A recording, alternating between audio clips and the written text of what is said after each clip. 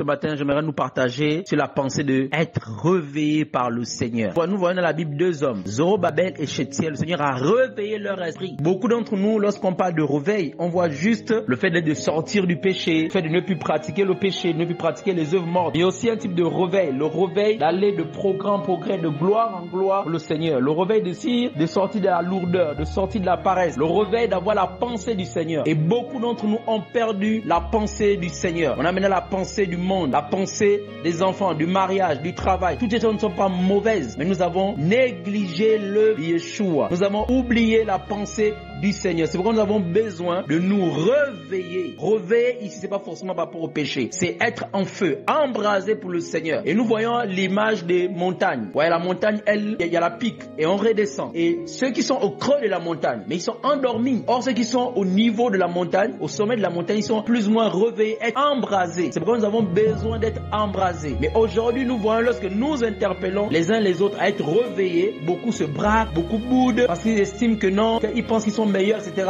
Non, frère. Ça, c'est les raisonnements. Nous rentrons dans les raisonnements parce que nous avons perdu le cœur d'enfant. Or, le Seigneur veut davantage nous embraser, nous enflammer. Et si un frère est plus enflammé que nous devons davantage soupirer à être aussi enflammés que d'être ensommeillés. Et chacun d'entre nous pouvons nous retrouver dans ce creux. Et lorsque nous sommes dans ce creux-là, nous avons besoin d'aller au sommet de la montagne. Au sommet de la montagne, là, c'est l'image qui représente davantage lorsqu'on est embrasé dans la présence du Seigneur. Et pour revenir à l'histoire de Shealtiel et des Zorobabel, nous voyons qu'ils n'étaient pas dans le péché. Ils avaient besoin que le Seigneur réveille leur esprit pour qu'ils puissent avoir la pensée précise du Seigneur, afin de travailler comme le Seigneur voulait, avec précision, avoir sa pensée. Et ma prière, c'est que le Seigneur réveille nos esprits, afin que nous puissions avoir la pensée du Seigneur. Que ceux qui sont endormis soient réveillés au nom de Yeshua. Parce que le Seigneur compte sur nous, frères. Sortons des quatre murs, sortons du sommeil, sortons des raisonnements, sortons des occupations. Nous devons accorder les meilleurs temps au Seigneur. Et comme disait un homme de réveil, je n'ai pas du temps, mais je dois toujours accorder du temps